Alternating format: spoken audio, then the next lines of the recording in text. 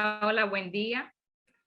Hola y bienvenido a todos los que nos acompañan. Es un placer reunirlos y recibirnos nuevamente con un espacio educativo y académico. Les saluda la doctora Beatriz Ovalles, radiooncóloga, que hoy nos conectamos al webinar Avances de Radioterapia. Para que podamos interactuar todos, disponemos de un chat que tenemos abierto para que envíen sus preguntas o comentarios. Al término de cada conferencia, vamos a tener de las presentaciones, podrán responder a sus preguntas. Entonces vamos a iniciar de una vez. Ahora sería con el doctor Enrique Flores, en cual nos va a hablar acerca de radioterapia e inmunoterapia, una sinergia ganadora. El doctor Enrique Flores es egresado de la Universidad de Buenos Aires de Argentina y con un máster en Administración de la Salud de la Universidad de Miami. Y actualmente trabaja en el área médica de AstraZeneca. Así que adelante, doctor Flores. Bueno, buenos días. Gracias, Beatriz. Vamos a compartir la pantalla entonces para hacer la presentación. Bueno, buenos días, muchas gracias. Disculpen la parte técnica, que a veces funciona y a veces no tanto, pero gracias por la invitación a InterOncology, a la Sociedad Dominicana de Radioterapia Oncológica. Y como ya mencionó Beatriz, la colega, soy médico radiólogo y actualmente estoy en la parte médica de AstraZeneca. La idea de esta presentación es simplemente poner sobre el tapete la interacción y la sinergia, la potenciación, el empoderamiento que está teniendo la radioterapia con la inmunoterapia. Sabemos de un tiempo, antes que nada, estos son los conflictos de intereses que corresponde presentar y anunciar. Y esta es un poco la agenda, una introducción de dónde venimos, dónde estamos actualmente, que es lo que la mayoría de ustedes, entiendo, están trabajando como radiooncólogos, la mayoría de los participantes, hacia dónde vamos y unas pequeñas conclusiones personales. Decía que la irrupción de la inmunoterapia es una irrupción ya de un tiempo a esta parte, no es de larga data, si bien la inmunología sí lo es, y este tipo de imágenes, de estudios, de revistas y de papers datan del 2012, 2013, en las cuales hay un relevamiento de la interacción y potenciación y combinación de la radioterapia y la inmunoterapia como un tratamiento nuevo sistémico. Sabemos que dentro de los tratamientos oncológicos, aparte de la cirugía oncológica, la oncología clínica médica como tal y la radioterapia oncológica, ahora ya esa multimodalidad de tratamientos se suma a la inmunoterapia, como vamos a ver en distintas fases, como adyuvancia, neoadyuvancia, concomitancia, etcétera. Y lo interesante de esto es la explosión que hubo de manera exponencial en los últimos años de la inmunoterapia respecto a los otros tipos de tratamiento.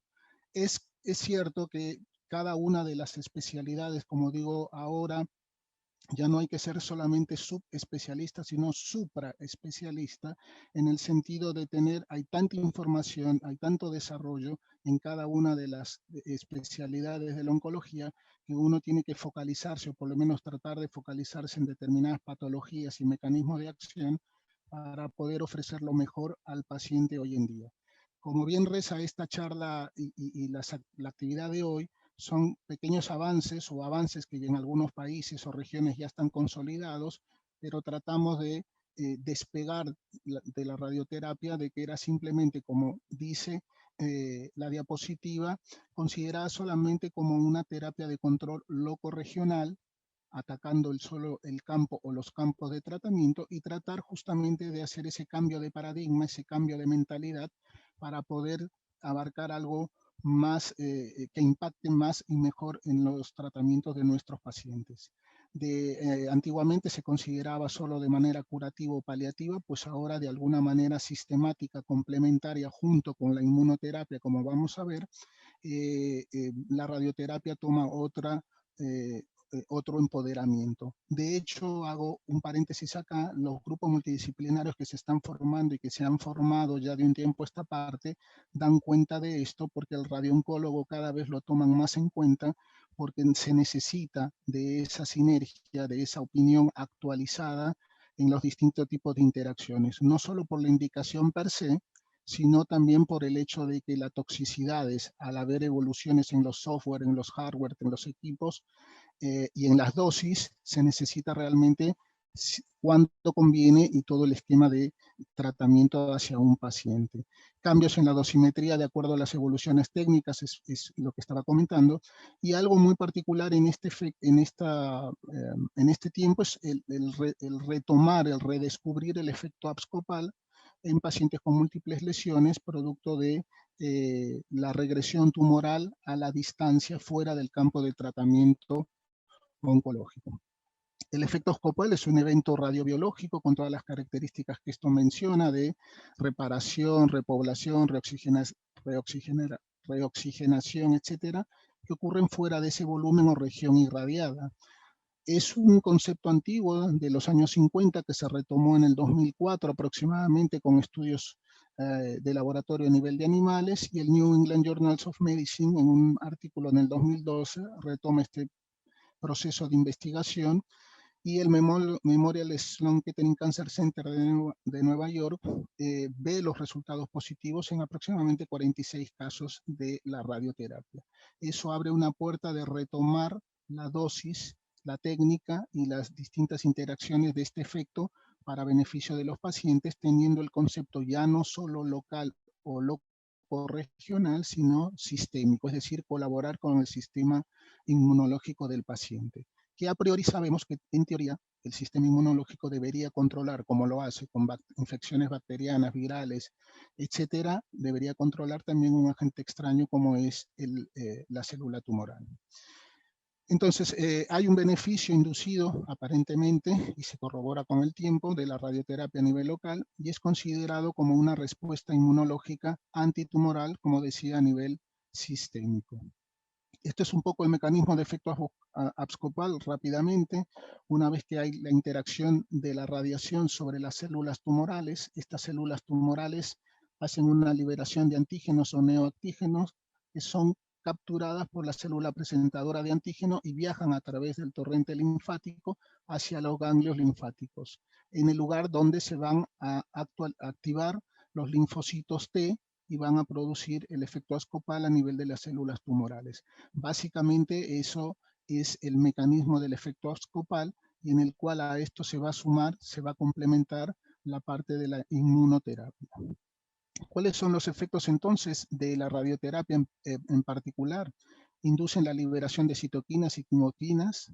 Estas reclutan linfocitos T citotóxicos CD8 a zonas irradiadas y favorecen la potenciación o el empoderamiento o la sinergia de la radioterapia y el sistema inmune. La radioterapia induce asimismo la infiltración de leucocitos, inflamación, irritación, congestión, vasodilatación, y la radioterapia induce también susceptibilidad de las células tumorales, de acuerdo al gráfico que antes hemos mencionado. Rápidamente, la radioterapia, considerada en su momento como una terapia inmunosupresora por una leucopenia, hablábamos de la astenia, la dinamia, los laboratorios que uno pide sistemáticamente durante los controles en la radioterapia, tienen un correlato con precisamente este tipo de efecto de la radioterapia. Sin embargo, ahora se reconoce que la radioterapia activa el sistema inmunológico con una implicancia en una respuesta antitumoral. Una de las pruebas de esto es que en pacientes que tienen alguna alteración inmunológica o inmunodepresión, no se produce esa cascada de la radioterapia y ese efecto no se logra. Otra cosa importante a mencionar dentro de las partes finales de la radioterapia es que la radioterapia como sí puede reprogramar el microambiente tumoral. Sabemos que el microambiente tumoral es crítico para la parte de la facilitación de la generación de las células presentadoras de antígeno y de la acción de los linfocitos T para la eliminación de las células tumorales. En este esquema, lo que quiero dar un poquito ya entrando a la parte de inmunoterapia es la relación de los distintos, de la edición del cáncer. Básicamente consta de tres brazos: la eliminación, si hay una adecuada relación de células que corresponden y que puedan controlar la inmunidad y que estén en buen estado, va a eliminar de alguna manera el cáncer, con lo cual va a ser prioritaria la inmunidad. Si esto se mantiene en un equilibrio, en una aquiescencia, no va a haber ninguna, no necesariamente ha desaparecido el cáncer, pero hay un control o hay una cronificación, que es lo que de un tiempo a esta parte la medicina en general ha tratado de controlar o cronificar lo que se denomina cáncer. Pero si lamentablemente la inmunidad no es la adecuada y el proceso oncológico es mayor o mayúsculo, estas células cancerosas producen una cantidad de desregulaciones a nivel de los complejos mayores de histocompatibilidad y una expresión aumentada de los checkpoints que hace que se genere lo que se denomina el escape, y ese escape, la consecuencia es la aparición o producción de metástasis. Rápidamente vamos a ver entonces. Esto es un esquema muy grosero, muy gráfico de la inmunidad tanto innata como adaptativa. La innata prácticamente en este caso no la vamos a tocar, es la que actúa rápidamente a nivel de los macrófagos y distintas células en cuestión de segundos o minutos. Y lo que nos interesa es el lado derecho, donde las células dendríticas son las que producen la interacción con el complejo mayor de histocompatibilidad, la activación de los linfocitos T a nivel de los ganglios. Entonces, esto es un poquito más lento, esto tiene memoria y es más eficiente porque es más específico la inmunidad adaptativa. Esta respuesta inmune al cáncer básicamente es, como habíamos adelantado, la liberación de antígenos, la captación por células dendríticas, el viaje de estas células dendríticas con esos antígenos y por una cascada de activación de células y señales intraganglio linfáticos se activan los linfocitos T, que a su vez son las encargadas de eliminar las células cancerosas o por lo menos limitar su crecimiento y su proliferación. ¿Cómo se activa entonces el linfocito a nivel de los ganglios linfáticos? La teoría de las tres señales. En una célula presentadora de antígeno hay una interacción con el receptor del linfocito T4 y este se activa. Esa es una primera señal. En una segunda señal ya tenemos la célula presentadora activada producto de la interacción con los antígenos en cascada y se produce la unión de los diferentes proteínas a nivel de la superficie junto con la célula tumoral. Y finalmente ya en una tercera señal o forma de activarse los linfocitos T es la liberación de citoquinas y la activación de las interleuquinas que van a producir a su vez por una cascada de activación los linfocitos T helper, los linfocitos TSD8 para la activación y eliminación de las células tumorales. Hay coestimuladores y correpresores a nivel de las células presentadoras de antígeno y de las células T, que tienen diferentes funciones, están estudiados en algunos casos y son responsables de proliferaciones, producciones de citoquinas, funciones de citoquinas, la función de la memoria en cuanto a la formación y la supervivencia de las células T para su acción antitumoral. Entonces, como decía, bueno, las evidencias de esta vigilancia inmunológica implica que en pacientes con inmunodeficiencia, trasplantados o que tengan alguna alteración, podemos verificar o constatar de que efectivamente si el sistema inmunológico no está trabajando bien o es insuficiente o está de alguna manera afectado o alterado, la respuesta o la sinergia, en este caso con la radioterapia, que es el motivo de la presentación, no va a tener un impacto sobre el efecto antitumoral. Uno de los mecanismos, hay varios mecanismos de escape tumoral, como sabemos, desde la resistencia, inclusive en inmunoterapia se habla de mecanismos de resistencia, o también de mimetización, y puede ir desde una presentación ineficaz de los antígenos al sistema inmune, por alguna alteración en el complejo mayor de histocompatibilidad o en los receptores de los linfocitos T, hasta lo que generalmente es lo que estamos trabajando hoy ahora, que es la alteración de los checkpoints, que es la relación que hay, el bloqueo que hay para que el linfocito T haga su ejercicio tumoricida sobre las células tumorales. Esto es un poco el esquema de los distintos, ya entrando un poco en tema, de los distintos checkpoints que se han ido descubriendo de un tiempo a esta parte, fíjense lo próximo de los años 2015 a la fecha, el desarrollo en distintas líneas de tratamiento, segundas líneas, primeras líneas, desde los anti-PDL1, anti-PD1, anti-CTL4, pembrolizumab, atezolizumab, durvalumab, nivolumab, que son los que en general, los estudios que vamos a continuación a ver, se basan en la asociación y en la sinergia de los tratamientos. ¿Se puede seleccionar pacientes para una inmunoterapia? La respuesta no es concluyente, si bien se pueden hacer algún tipo de estudios o de dosajes a nivel de tejido, a nivel de sangre, en las cuales se pueden determinar, y de hecho se determinan, pero no son concluyentes, y de hecho, como vamos a ver, hay estudios que independientemente de los valores que se obtienen con estos resultados la respuesta es distinta y no es para todos los tratamientos. Efectos de radioterapia, bueno, con el advenimiento de la inmunoterapia, estos checkpoints han potenciado su efecto antitumoral, como vamos a ver a continuación. La combinación de las distintas terapias en el foco de los estudios de los oncólogos e investigadores, y acá me gustaría sumar a los radiooncólogos, porque tienen que formar parte de los trials, de los ensayos, para entender cuál es la secuencia o dónde la radioterapia va a tener mayor impacto. El mecanismo aún no está bien claro o bien definido, se siguen estudiando, se siguen evaluando, como vamos a ver a continuación, pero sí está claro que existe una relación entre el mecanismo del sistema inmunológico, como hemos manifestado muy brevemente, y la radioterapia. Esto es un esquema general, integrador, para el resto de la charla, donde ustedes pueden ver gráficamente cuál es la célula presentadora de antígenos, la célula dendrítica y los distintos medicamentos que en la actualidad se están usando y que en esta particular charla van a interaccionar con la radioterapia. Es decir, la sinergia o la respuesta a la pregunta, que la vamos a decir al final, es justamente la justificación de estas interacciones, de estas moléculas, de estos checkpoints con la radioterapia. ¿Cuál es el mecanismo entonces teorizado en la sinergia o en la potenciación? Como habíamos hablado, la radioterapia ataca el tumor.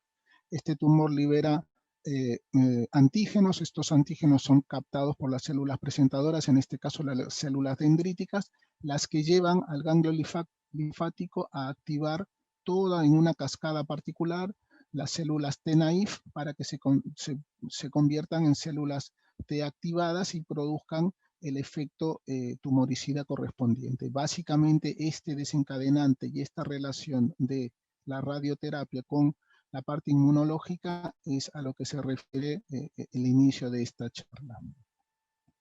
Es así que una vez que uno tiene hecha la interacción de la radioterapia con las checkpoints, lo que hace la radioterapia genera un upregulation, un aumento en la célula tumoral a nivel periférico, a nivel de la membrana, de los elementos, los PDL1 o PD1, según sea el caso, y lo que hace los inhibidores de checkpoint, como los medicamentos y las moléculas que había mencionado anteriormente, quitan este freno para que los linfocitos T puedan actuar y puedan destruir e interactuar. Básicamente lo que hace la célula tumoral es tratar de limitar, de engañar a la célula T con esta presentación a nivel de superficie, y la radioterapia facilita, sobreexpresa a nivel de superficie, facilitando la interacción de los inhibidores de los checkpoints.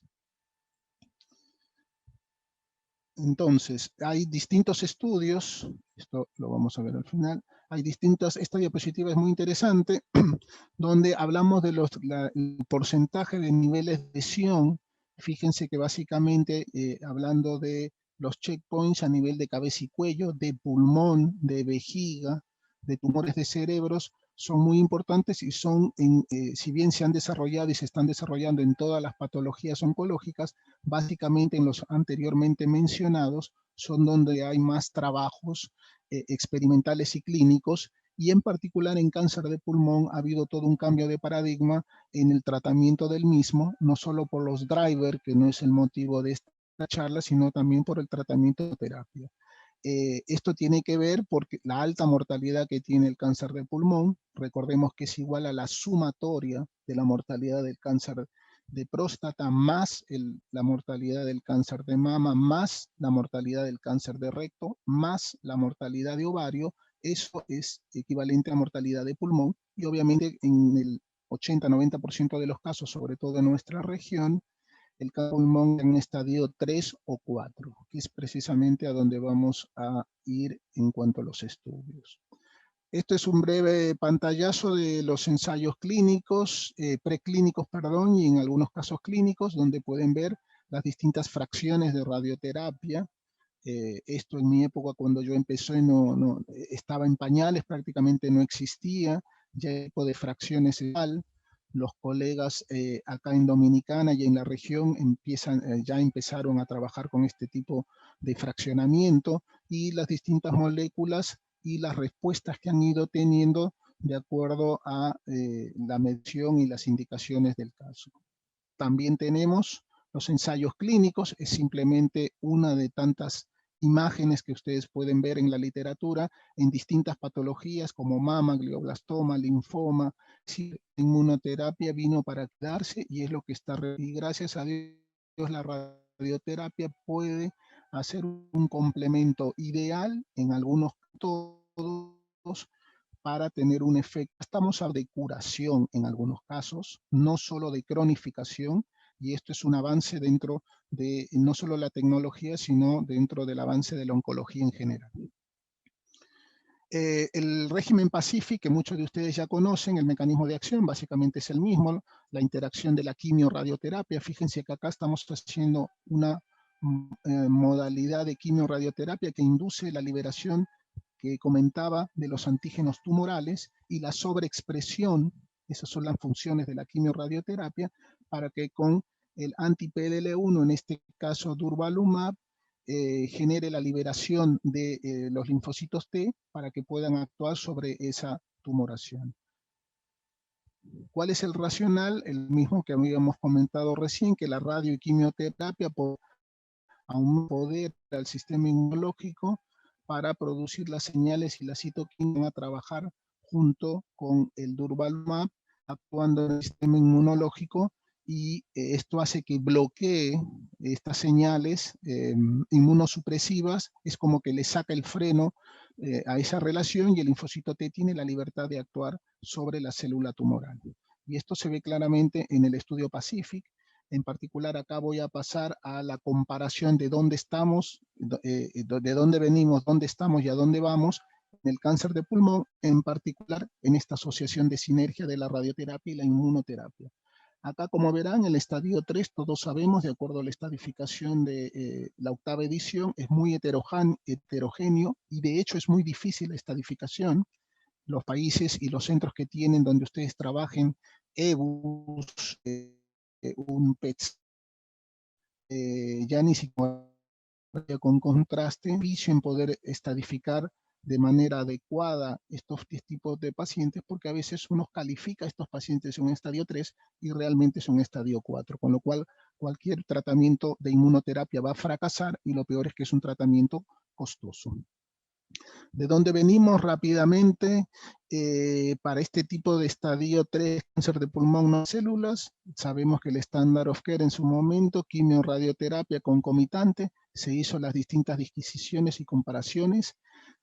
Sin embargo, era lo único que teníamos, y después de darle quimio-radioterapia, ese paciente quedaba en observación. Como vamos a ver, otro tipo de acción oncológica era, bueno, va a ser una inducción con quimioterapia estándar con radioterapia, y versus inducción con quimioterapia y quimioradioterapia. Sin embargo, no hubo un beneficio por lo menos significativo y clínico, con lo cual, a pesar de las dosis, a pesar de las medicaciones distintas, esto no fue un beneficio en el paciente y en la sobrevida global. Damos quimioradioterapia, y también intentamos en una inducción por quimioterapia, aumentemos la dosis con radioterapia. Distintos estudios de radioterapia con distinto fraccionamiento, tampoco hubo un beneficio para el paciente, con lo cual realmente hacíamos radioterapia quimioterapia y ese paciente queda en los pediátricos hasta la progresión o muerte. Un esquema, bueno, acá puse esta agregada donde hay nuevas oportunidades de quimioterapia, pero nuevas opciones de quimioterapia, pero esta quimioterapia, este conjunto de quimioterapias nuevos, una de las contras que tiene es la toxicidad, con lo cual tampoco ha tenido un impacto sobre la sobrevida global y no nos ha resuelto el tema en estos estadios. Repito que es el estadio 3 de pulmón porque es un estadio donde es muy variable y donde es muy difícil obtener una respuesta en este tipo de estadio localmente avanzado. Y este es un poco el resumen de todo de dónde venimos. Un paciente con una respuesta parcial, nos alegrábamos, nos contentábamos, usted mejoró. De hecho, en la tomografía uno veía una mejora, pasaba después de un tiempo. Realmente 8 meses, 10 meses, quizás un poquito más, había una progresión. Y esa progresión determinaba la muerte de las metástasis. Pasaba de un estadio 3 a un estadio 4. Con lo cual, de dónde venimos, no habíamos solucionado nada. ¿Qué pasaba? ¿Dónde estamos actualmente en la realidad? Básicamente hay un antes y después con el estudio Pacific, que es un estudio fase 3 randomizado, donde cotejamos en pacientes estadio 3 irresecables, donde hacemos quimio-radioterapia de inicio como corresponde el standard of care, y después dividimos a los pacientes en durvalumab o un anti-PDL1 versus placebo. ¿Por qué placebo? Porque no teníamos con qué comparar. Justamente lo comparábamos con ese seguimiento, observación o control a posteriori. Y estas diapositivas son actualizadas, son de ASCO de este año, donde se hizo un update de todo el seguimiento de supervivencia libre de progresión. Recordemos que estamos hablando de un estadio 3 y de la supervivencia global a 5 años. Si ustedes recuerdan, antiguamente, luego de los 5 años, ese paciente vivo se considera que está curado.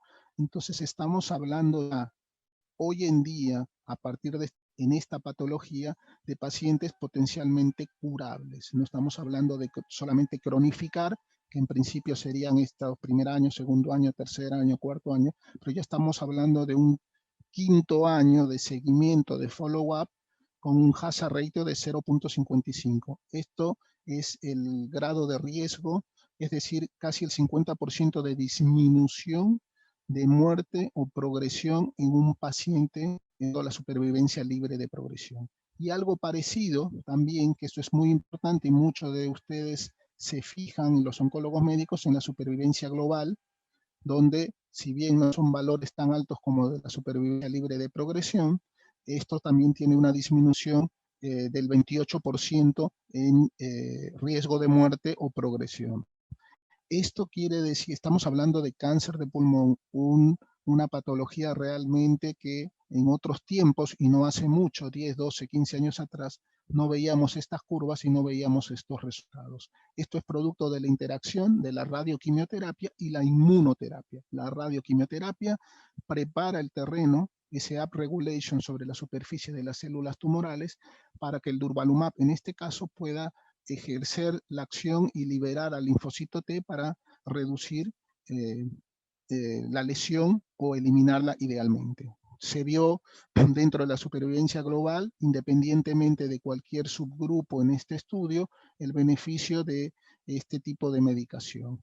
Y fíjense acá algo muy interesante, las metástasis que se puedan lograr, un 6% versus casi el doble en placebo, y las metástasis a nivel o los sitios de lesión de un 2% versus un 3.4%. Realmente son resultados sorprendentes, objetivos, y que tratemos de emularlos durante nuestra actividad diaria. Finalmente, bueno, una gran pregunta que será motivo de otra charla, porque este tipo de inmunoterapia trae consigo determinadas toxicidades o eventos adversos, que básicamente son neumonías, y hay que ver, generalmente son atribuibles a la radioterapia, y hay que descartar, de acuerdo a la técnica, al posicionamiento y todo lo que sabemos en radioterapia, para que no sea propiamente por la indicación de la radioterapia y no por el medicamento. Sin embargo, son mecanismos que se pueden tolerar perfectamente y se corrigen en la mayoría de los casos con antibióticos. Y en este particular estudio, señalaba esto, no se hizo la dosificación o la determinación de los checkpoints, simplemente se hizo un análisis post-hoc. Un análisis post-hoc es algo que no estaba determinado a priori en el estudio, sino se hace de manera retrospectiva, y se vio que no tuvo ninguna incidencia, con lo cual no se determina, no hay una indicación. Si ya descartamos que no tiene una indicación de terapia driver, podemos actualizar en este tipo de estadios de cáncer de pulmón no pequeñas células con un PDL el estatus.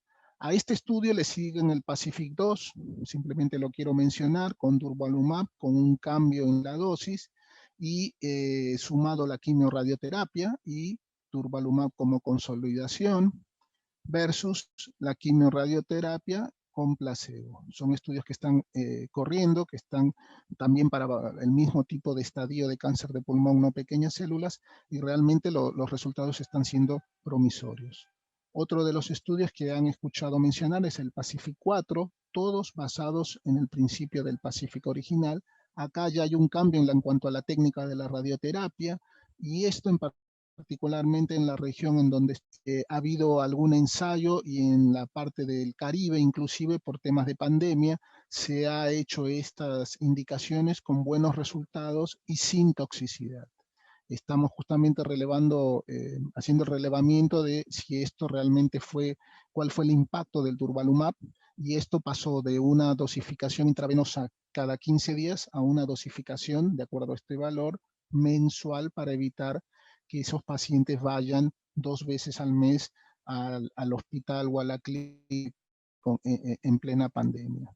En el caso sí quiero recalcar, a diferencia del otro, fíjense que estamos hablando de estadios iniciales, que son médicamente inoperables, con lo cual tenemos una variedad, un catálogo dentro de la sinergia de la radioterapia con la parte de la inmunoterapia. Y esto es un poco lo que estamos ahora, o lo que deberíamos estar en la mayoría de los pacientes que tienen una enfermedad estable. Hay una respuesta parcial, y después después de un tiempo, lamentablemente estos pacientes pueden o no progresar, pero acá lo que se intenta con este tipo de medicamentos, de tratamientos hoy ahora, es cronificar. Algo muy importante es que estos medicamentos de inmunoterapia son finitos, es decir, tienen un tiempo, 12 meses, un año.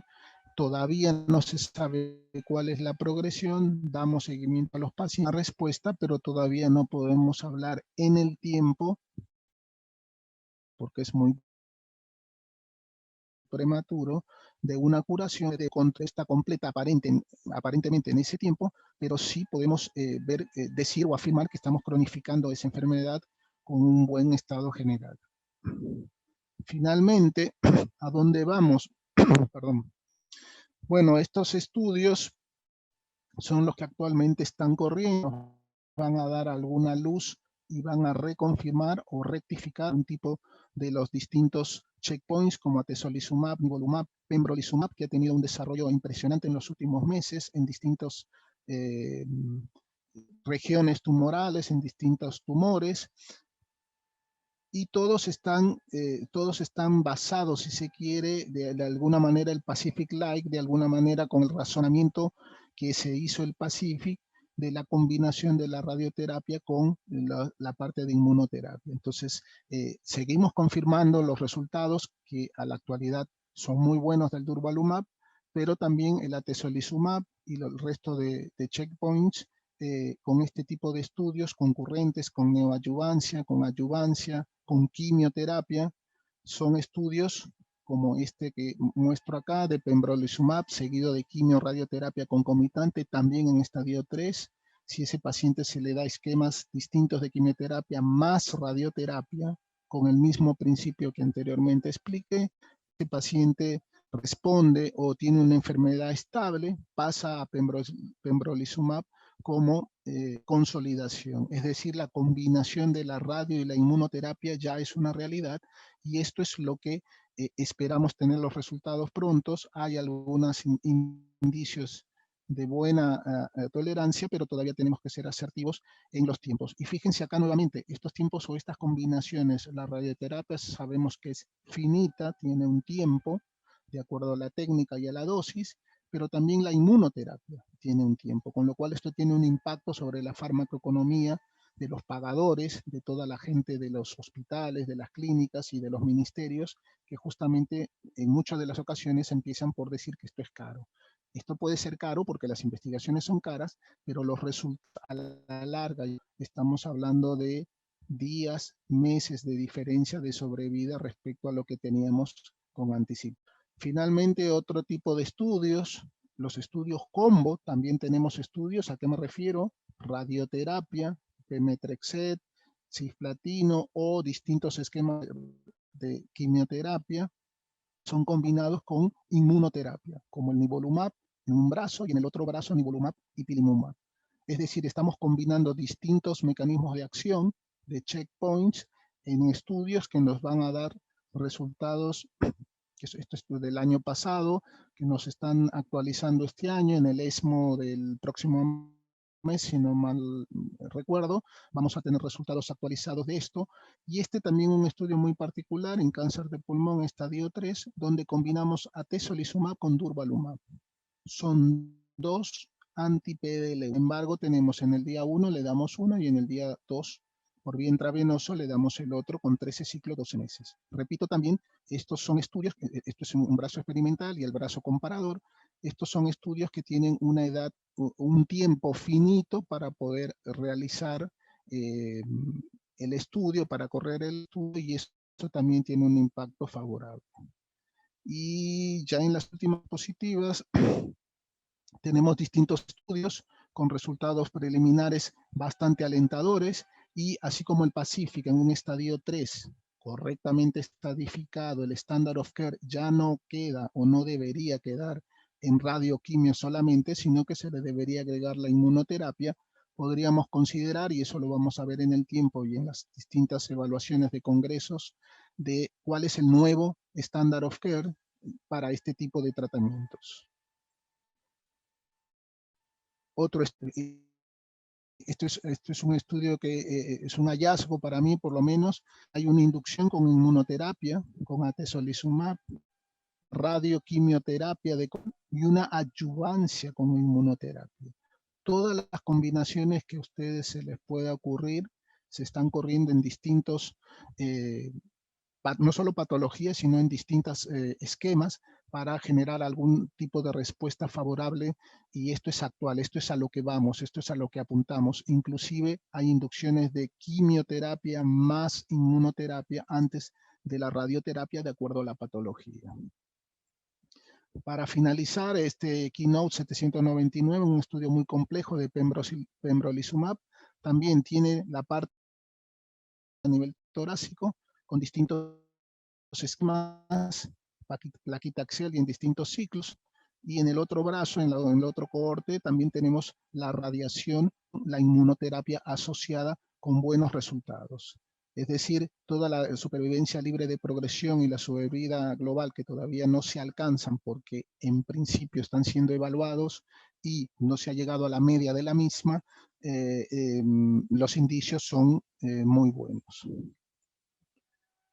Esto es entonces a lo que deberíamos, esta es una imagen final, donde hay respuesta parcial de un esquema al otro, pero en tanto y cuanto uno da la medicación que corresponde de consolidación, los esquemas o las figuras, si bien exactamente la misma imagen, a los 3 meses, a los 11 meses, a los 23 meses, estamos hablando de curación. Es decir, lo que estamos casi por ver con el durvalumab, y estamos pasando, si se dan cuenta, en los distintos casos que he presentado, de algo que se podía controlar y que lamentablemente progresaba hasta algo que se cronificaba, idealmente con este esquema hablamos ya de curación.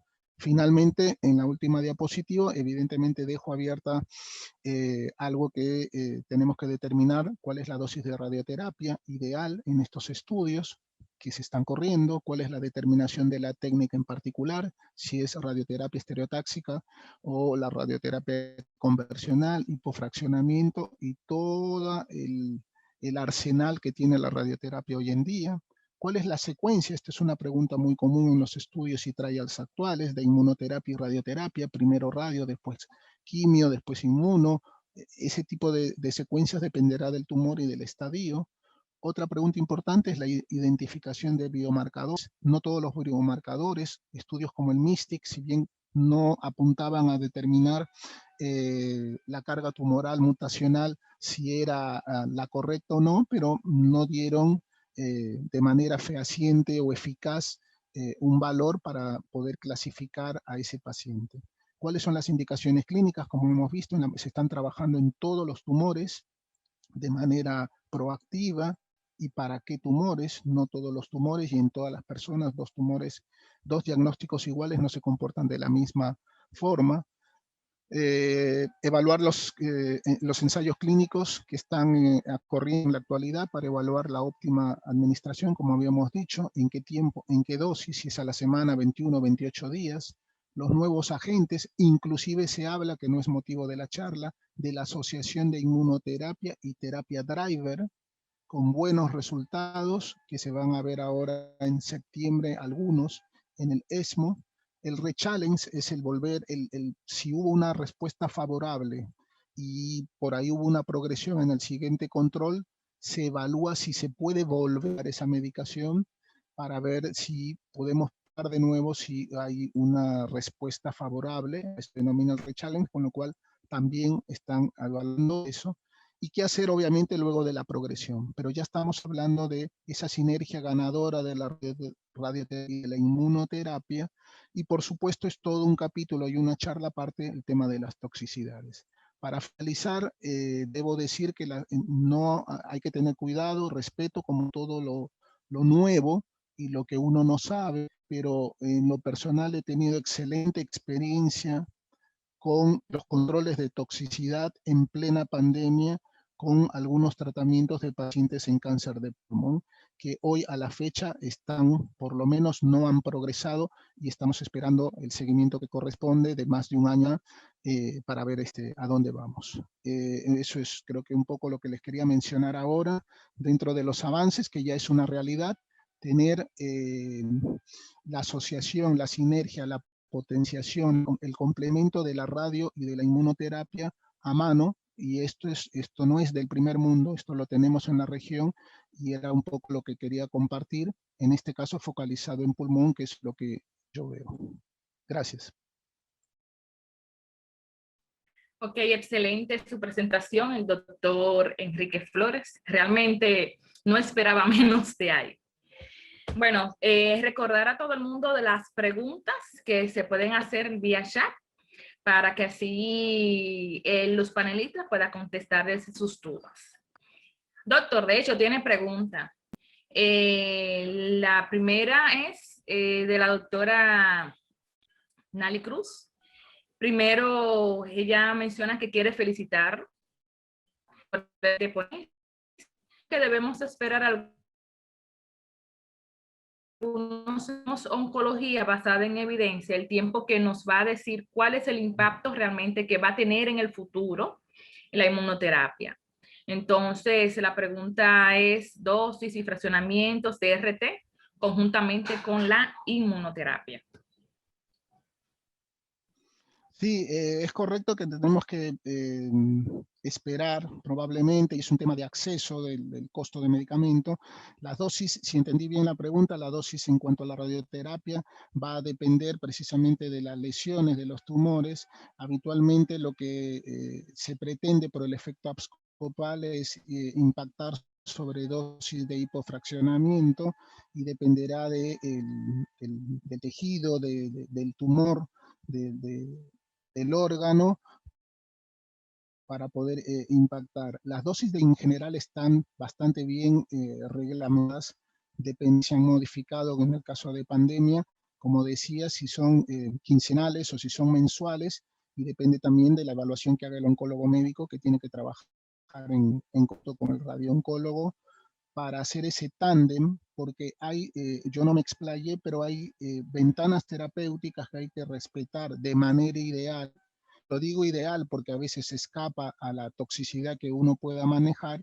Esa toxicidad hace que los tiempos y esas ventanas terapéuticas se dilaten, con lo cual uno cae fuera de tiempo. Pero ese fuera de tiempo ha sido una corroboración de que, sin embargo, y lo he hablado con colegas del extranjero, que vale la pena hacer el intento, aunque no sea en esos, justificadamente en esas ventanas terapéuticas, pero sí cada órgano, cada tumor tiene su dosis en particular y la evaluación para hacerla en tiempo y forma. Ok, excelente. ¿Alguna otra pregunta para el doctor Enrique Flores? Bueno, al parecer no, doctor. Al parecer todo lo que usted dijo quedó más que claro. Pero es evidente, como usted dice, todavía realmente nos falta mucho por aprender, primero de la inmunoterapia realmente, y segundo, pasarán años para que sigan realmente avanzando y que haya más estudios que nos confirme la efectividad de eso conjuntamente con los demás tratamientos. Perdón, Beatriz, una cosita cortita, no quiero quitar más tiempo.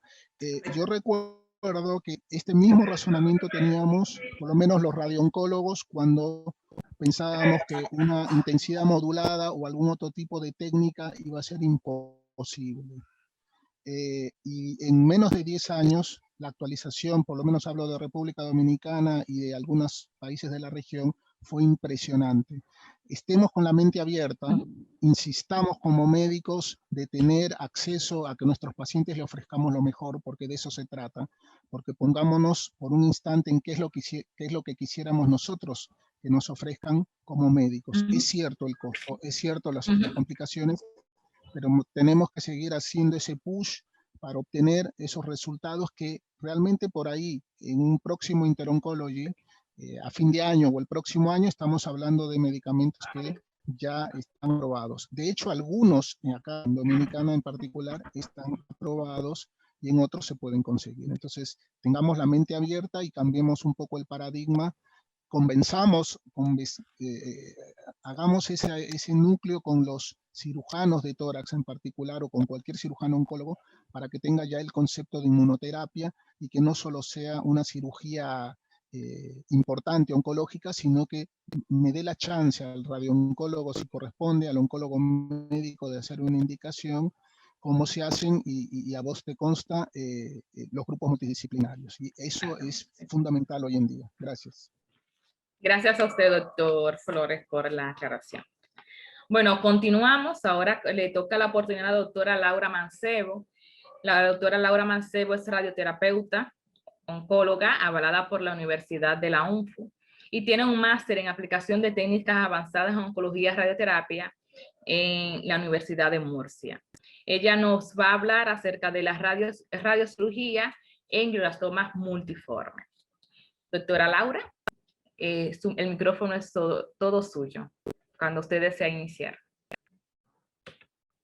Buenos días a todos, muchísimas gracias por compartir un ratito con nosotros esta mañana.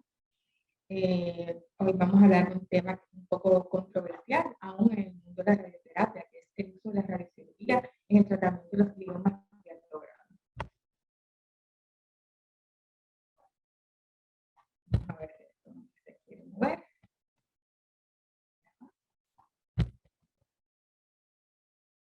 Pues los gliomas de alto grado, en forma general, podemos decir que constituyen el 2% de todos los cánceres en los adultos. Entre el 60 y 70% son glioblastomas multiformes, de un 10 a un 15% son astrocitomas anaplásticos, y el resto son oligodendrogliomas anaplásticos y oligoastrocitomas anaplásticos. Discúlpame, Laura, un minuto, por favor. Se está entrecortando la comunicación, el audio. No sé si tendrás accesible ahí algún micrófono, auricular, no sé. O trata de, no sé, acercarte un poquito más a la computadora. Exactamente. Se escucha mejor. Tú me avisas. ¿Me oigo mejor?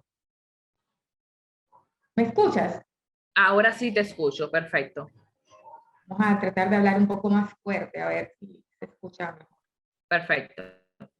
La media de supervivencia es de 12 meses para los pacientes con glioblastoma multiforme, de 2 a 3 años en aquellos con astrocitomas anaplásticos, y la colección del 1P19Q determina la evolución de los tumores oligodendrogliales, con una supervivencia de hasta 6 a 7 años con los pacientes que presentan la detección y de 2 a 3 años a los que no. Entre los factores pronósticos de mayor importancia, según la RTOG, tenemos que tomar en cuenta la edad, el performance status, el estado mental del paciente, el momento del diagnóstico, la duración de los síntomas, el tipo de detección quirúrgica, la metilación del promotor del gen MGMT, la colección del gen que ya habíamos mencionado, la mutación del IDH1 y el IDH2. Entre los síntomas y signos de presentación van a estar todos relacionados a la hipertensión intracranial, con síntomas como confusiones, alteraciones neurológicas focales. Dependiendo de la localización, del tamaño del tumor y del edema asociado, van a ser los síntomas que presenta el paciente. También con frecuencia se puede ver astenia, depresión y eventos tromboembólicos. El diagnóstico se hace principalmente a través de la resonancia magnética, que es que nos puede dar una imagen más clara de la lesión. Cuando no contamos con este recurso, pues nos comprobaremos con una tomografía, y siempre, si está a nuestro alcance, realizar una resonancia magnética por espectroscopía o por perfusión, sobre todo en pacientes que ya han recibido todo tipo de tratamiento. Nos va a ayudar bastante a diferenciar entre tumor residual, necrosis, radionecrosis después de una radioterapia, y el PET nos ayuda bastante a la hora de delimitar el área que queremos tratar con radioterapia. Hay también un tipo de PET especial que es con oncetemmetonina, que también nos ayuda bastante a la hora de querer ver áreas que tienen mayor riesgo de recidiva y para poderla incluir en nuestro tratamiento de radioterapia. En cuanto al tratamiento, bueno, pues los pilares del tratamiento son la cirugía, radioterapia y quimioterapia, eso lo sabemos todos, pero por eso queremos traer a discusión el papel que tiene la radiocirugía en este tipo de pacientes. ¿Es o no válido el tratamiento con radiocirugía? Pues hace unos años salieron unos estudios donde dio como resultado que el tratamiento con radiocirugía de primera línea, pues no aportó sobrevida a estos pacientes, por ende muchos lo han dejado de lado y no piensan en ella en el momento de tratarlo, pero más adelante veremos que sí, que tiene su papel en el tratamiento de los tumores de alto grado o el glioblastoma multiforme. ¿Qué recomienda las guías? Pues la NCCN, cuando vamos a hablar de tratamiento de primera línea de un paciente con glioblastoma multiforme, pues obviamente va a ser primero tratado con cirugía, y el estándar de tratamiento es la terapia externa a dosis convencional concurrente con quimioterapia, que eso es con temozolomida. La cirugía, esto es en forma general, estamos hablando de este tema, puede ser simplemente una biopsia, puede ser una cirugía con la intención de reducir la masa tumoral, puede tener una resección óptima y siempre se va a buscar la resección máxima mientras sea seguro para el paciente. Los objetivos de la cirugía pueden ser proporcionar el diagnóstico histológico y molecular de la enfermedad, mejorar los síntomas relacionados con la hipertensión intracraneal o compresión focal, reducir las necesidades de corticosteroides y prolongar la supervivencia. La resección completa es el procedimiento recomendable siempre y cuando sea posible. Y el estándar de tratamiento después de cirugía siempre es radioterapia a dosis convencional de 1.8 a 2 Gauge, concomitante con quimioterapia a base de temozolomida. Ese es el esquema de esto que salió hace unos añitos y es el estándar de tratamiento hasta ahora. Aunque, para ser honesto, hace varias décadas ya la radioterapia ha demostrado su capacidad en aumentar la sobrevida en estos pacientes con la modalidad de tratamiento, ya sea con IMRT o IRT, a dosis de extracción convencional de 1.8 a 2 Gauge por día. Los esquemas que utilizan hiperfraccionamiento o refraccionamiento acelerado no han demostrado una ventaja sobre el fraccionamiento convencional. También se pueden dar tratamientos más breves, más cortos en pacientes mayores con pobre performance status. En estos pacientes se ha demostrado tener un beneficio. Aún no se ha demostrado un beneficio de la radiocirugía en la supervivencia global como uso, ya sea de radiocirugía o de braquiterapia.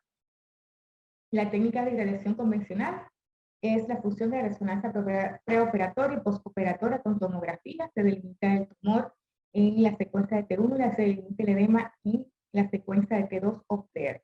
El PT1 va a estar dado por el tumor más el edema circunstante. A este se le da un margen de 2 centímetros y se va a llegar a una dosis de 46,3 y un PCR de 2 con el tumor más un margen de 2,5 centímetros para una dosis total de 70 gramos. Este es un ejemplo de lo que sería un tratamiento convencional de radioterapia, la delimitación de tumor más un margen. La quimioterapia vamos a pasar bien por arriba porque vamos a decir que no es el tema que me compete, pero según el estudio publicado por el estudio, se recomienda dar las radioterapias de ser posible siempre concomitante con quimioterapia a base de temozolomida a dosis de 75 miligramos por metros cúbicos al día, seguidos de 6 ciclos de quimioterapia por 5 días, cada 28 días. Sobre todo cuando se demuestra que hay una mitigación del efecto promotor de la MGMT. Hay otros esquemas de quimioterapia que no han demostrado estar por encima de la temozolomida, aunque se han demostrado tener una mayor toxicidad. El bevacizumab ha demostrado una actividad de los glioblastoma multiformes y gliomas anaplásicos sólida asociado con la quimioterapia de temozolomida. Aunque no ha sido capaz de demostrar un aumento de la supervivencia al añadir bevacizumab de primera línea en el esquema convencional de radioterapia con temozolomida. Es importante un seguimiento después del tratamiento estándar con resonancia magnética 4 semanas después de terminar el tratamiento y después cada 3 meses. Porque es muy importante detectar a tiempo la recaída o la progresión de la enfermedad. Entonces, hablamos ahora del tratamiento de la recaída de los glioblastomas multiformes. Como saben, la mayoría recaen antes del año. Y el tratamiento va a depender del estado del enfermo y de la extensión del tumor. Las posibilidades del tratamiento de las recaídas incluyen intervención quirúrgica con o sin quimioterapia local, como la carnostina, quimioterapia sistémica y la reirradiación. La pregunta es, ¿la reirradiación la podemos hacer con radioterapia convencional o con radiocirugía? Y los pacientes no candidatos con pobre performance status van directamente al hospital. Este es el esquema convencional de un paciente con recaída de glioblastoma multiforme. Si la recaída es múltiple o difusa, pues va a quimioterapia sistémica o cuidados paliativos directamente. Cuando el tumor no es resecable, pues va a resección con o sin carnostina. Y los pacientes con un buen performance status se considera la quimioterapia más con radiación. ¿Qué recomienda la NCCN? Bueno, pues la NCCN recomienda a los pacientes con recurrencia de la enfermedad, de ser posible la cirugía, entrar en ensayos clínicos, tratamiento paliativo de soporte. Y si vemos, aunque está un poquito chiquitito, podemos ver que la indicación de la reirradiación, pues realmente entra a una categoría 2B de recomendación. Es recomendable dar radiocirugía en el tratamiento del rescate de los glioblastoma multiformes. Bueno, eso es lo que queremos que pensemos, lo que queremos que piensen todos.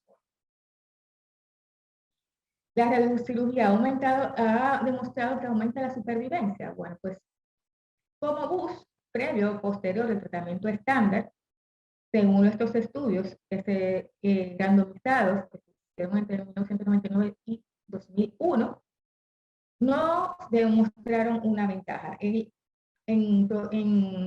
agregar la radiocirugía como bus al tratamiento estándar. Aunque sí, en pacientes seleccionados puede beneficiarse de intensificar la dosis de radiación.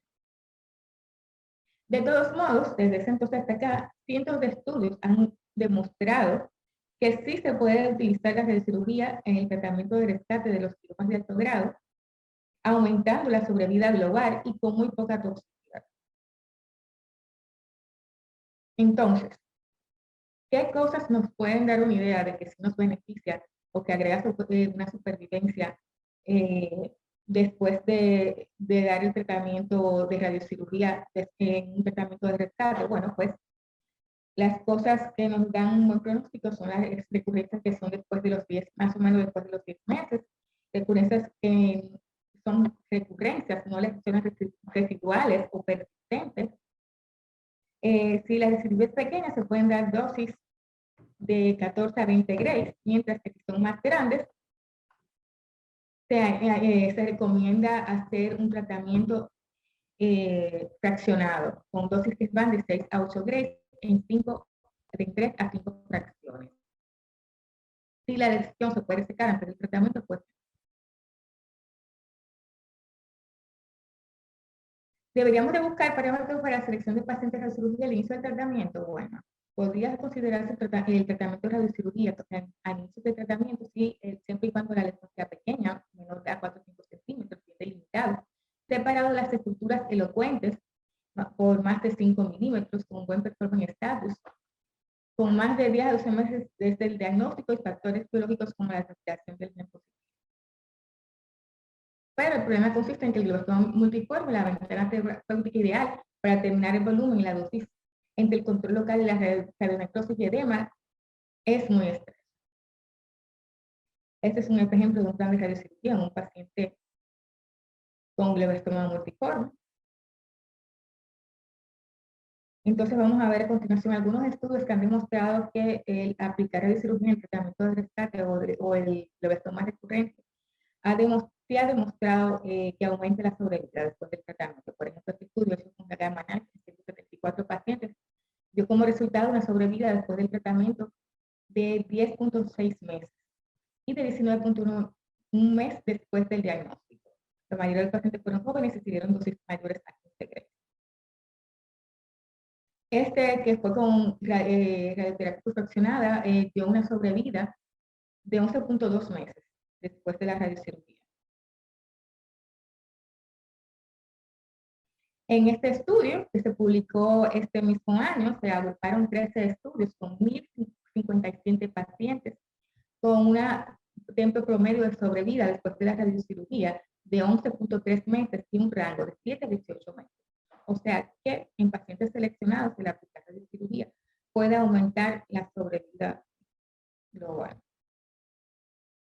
Este es un estudio fase 1 donde se agregó la quimioterapia base de bevacizumab con una reducción de hasta un 60% del volumen del tumor con una sobrevida de 7.5 a 13 meses. Y este estudio que salió en el 2017, que fue un metaanálisis que agrupó 1.358 casos dispersos, también demostró haber una sobrevida, una supervivencia después de la radiocirugía. Entonces, ¿cuál es el papel de la radiocirugía en los pacientes con glioblastoma multiforme con recurrencia de la enfermedad? Y buscamos minimizar los efectos secundarios de las radiaciones.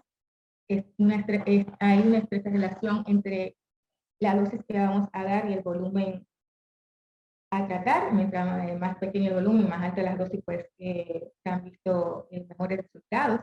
También hay mejores resultados en lesiones pequeñas, menores a 3 centímetros, con un volumen menor a 10 cc, bien definidas. Y es más difícil el tratamiento en tumores infiltrantes. Entonces, ¿cuál es el papel de la radiocirugía en el tratamiento del glioblastoma multiforme? ¿Lo usaríamos como tratamiento inicial o tratamiento de rescate? Pues yo creo que esta decisión quedaría en manos del equipo que trata a cada paciente, previa discusión en un comité multidisciplinario y siempre buscando el beneficio del paciente.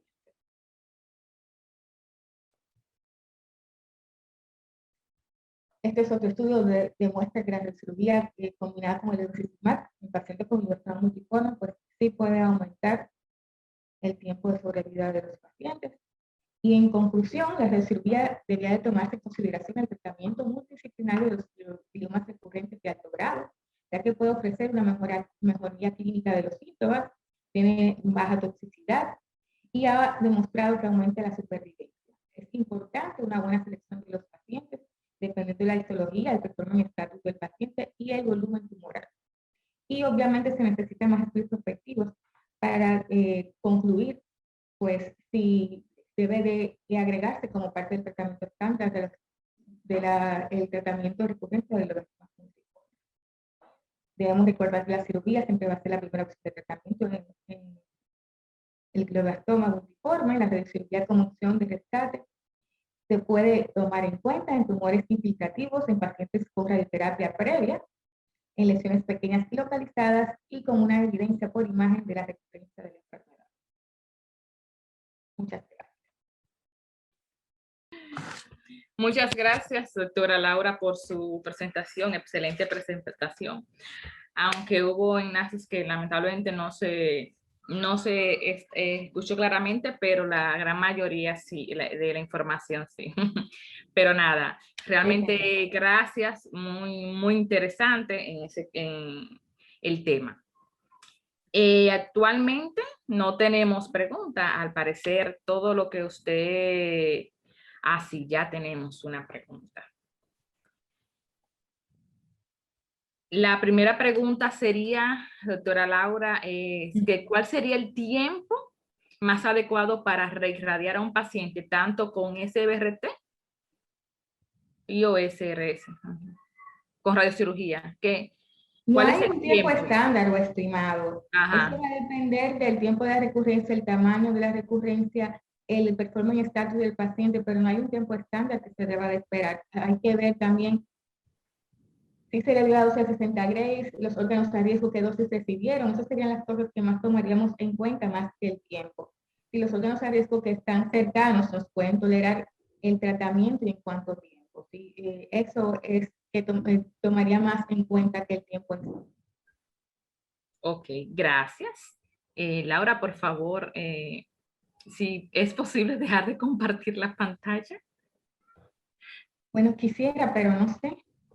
¿A dónde mismo le diste? ¿A dónde mismo la compartiste? Ya. No. Ay, padre. En la misma parte inferior donde dice dejar compartir. En la parte inferior, abajo, donde están todos. Donde estaba el verde, acuérdate que tú tenías share screen, ahora de decir stop sharing. Ok, ya, ahora sí. A ver, la Perfecto. tecnología no está muy buena. Gracias. Perdón, ¿puedo hacer un comentario más que una pregunta? Sí, claro, doctor. Perdón, a ver.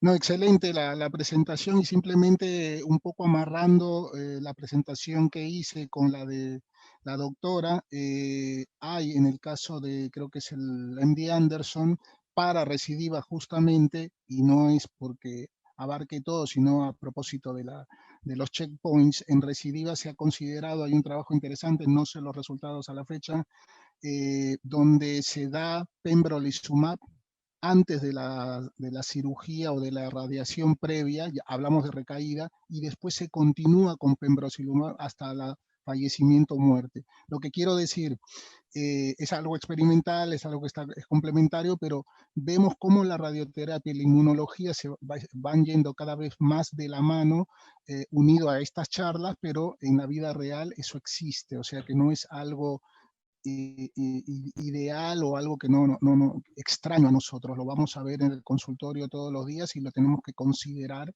y me llamó mucho la atención esta relación, casi sin ponernos uno de acuerdo, de utilizar los checkpoints en el caso de recaídas o recidivas en esta patología como es el glioblastoma. Gracias.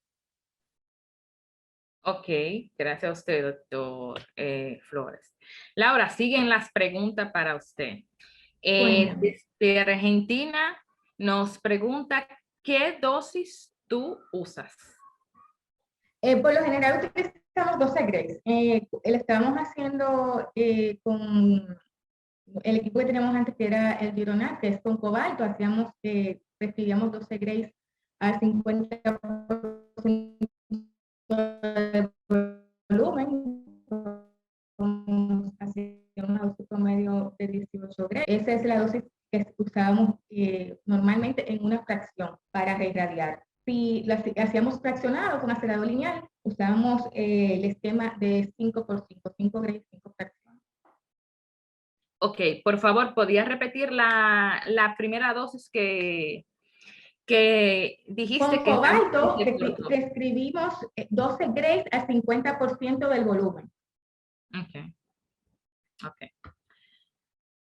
Espero que haya sido respondida la pregunta de la persona que la hizo. La segunda pregunta, la tercera pregunta es, si la recidivas en el primer año, ¿qué recomendarías?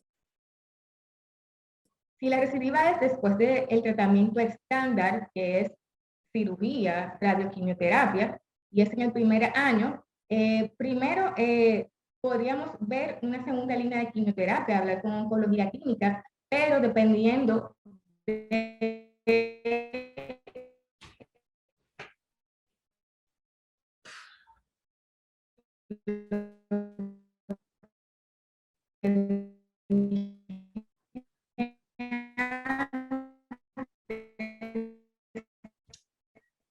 Laura. Sí que recibir una sustancia de riesgo, que a los 10 meses de la sobrevida después de la radiocirugía es de más de un año.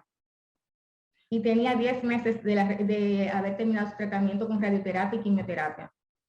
Doctora Laura me va a excusar, creo que va a tener que repetir de nuevo la respuesta un poquito más por cortito porque realmente no se escuchó nada, se cortó.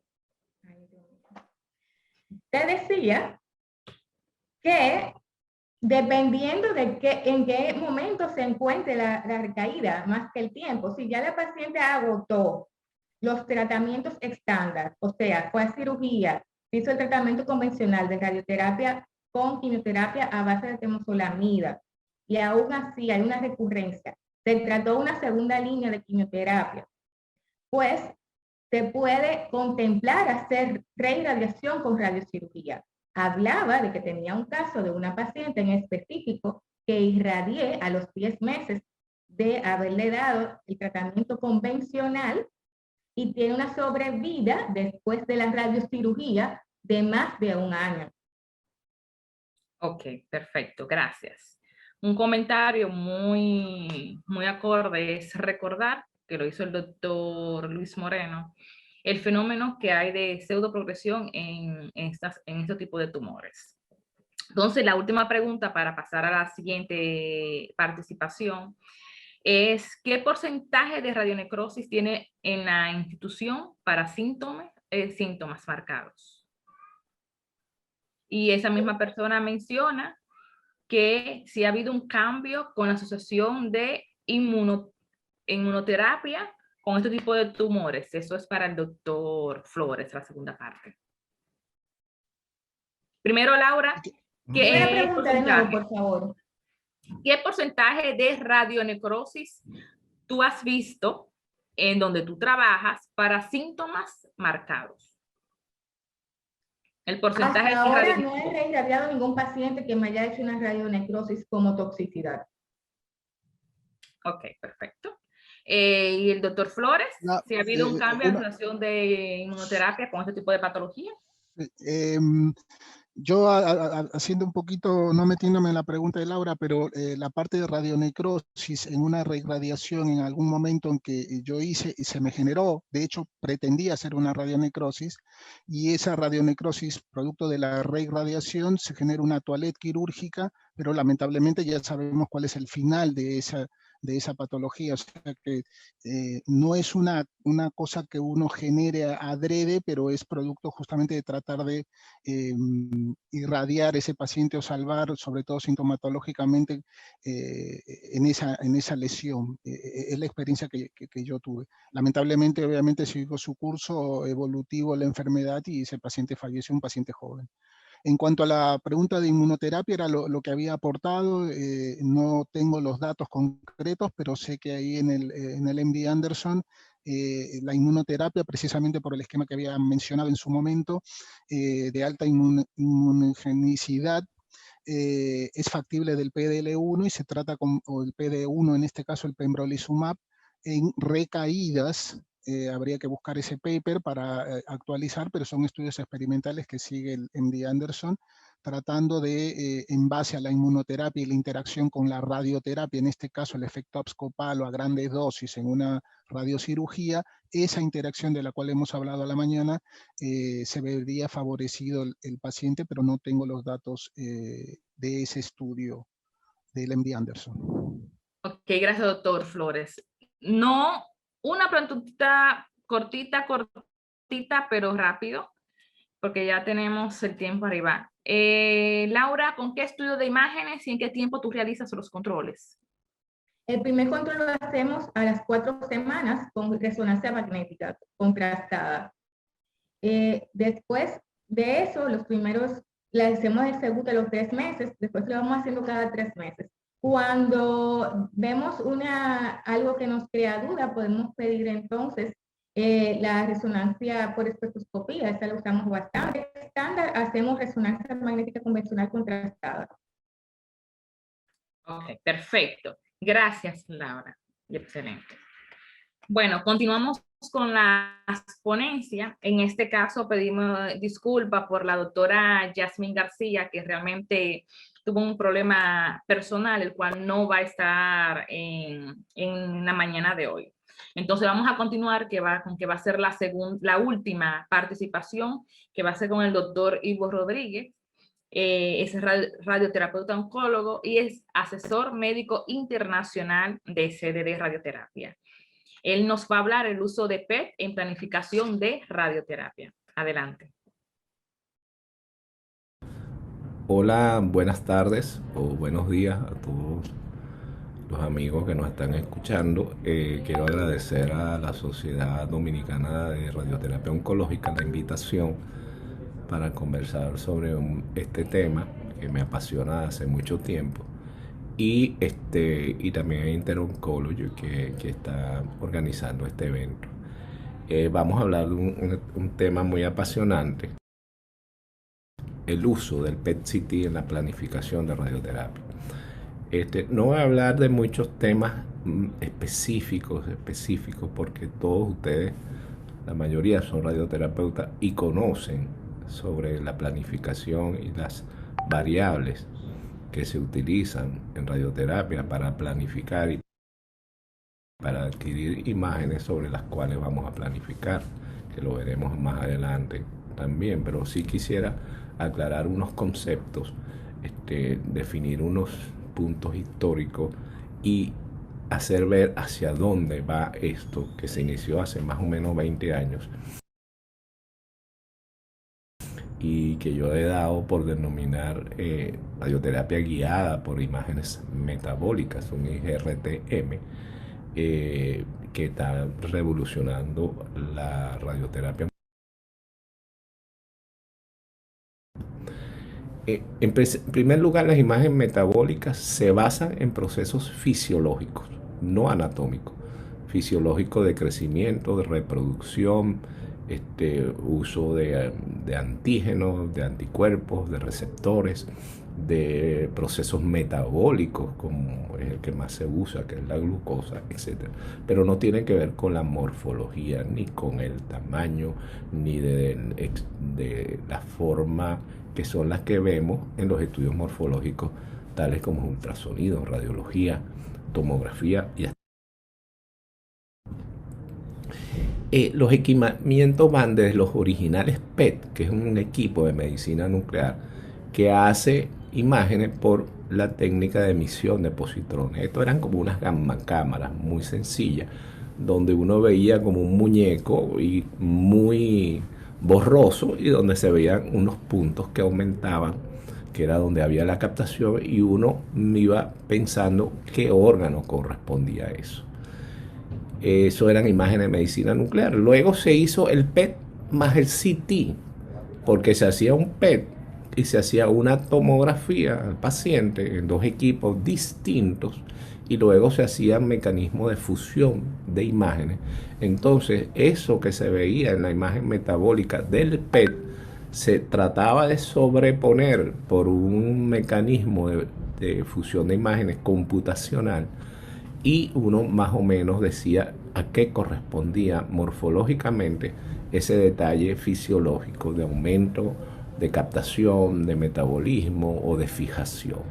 Luego la gente, especialmente la gente que estudiaba estas cosas, los ingenieros biomédicos y la industria, dice, bueno, pero vamos a hacer un PET-CT, que es un equipo en tándem, que hace la adquisición de ambas imágenes, la imagen radiológica del PET y la imagen nuclear, la imagen radiológica del CT o TAC y la imagen nuclear del PET, al mismo tiempo, en la misma posición, en la misma camilla, y se hace una imagen que se estudia el TAC por un lado, el PET, y después se sobrepone, pero sin tantos errores como eran los de la fusión. Eso se empezó a hacer en 1998 y en el 2001 entra ya en el uso clínico en el mundo. Y ahora hay algo más moderno que se llama el PET-RM, o sea, resonancia magnética y PET, que si Dios quiere en algún momento lo tendrá. Entonces es un estudio multimodal porque tiene la biología tumoral por el PET, la información morfológica, estructural o anatómica a través del TAC. Entonces ha disminuido los resultados dudosos, como cuando teníamos una tomografía y hay masa, pero esa masa es activa para medir una respuesta, o esa cosa que veo ahí es una fibrosis, o eso que veo ahí es posquirúrgico, o eso que veo ahí es post-quimio-radio, pero tiene o no tiene enfermedad. Entonces hemos bajado los resultados dudosos y hemos aumentado la eficiencia diagnóstica del estudio a través del PET-CT.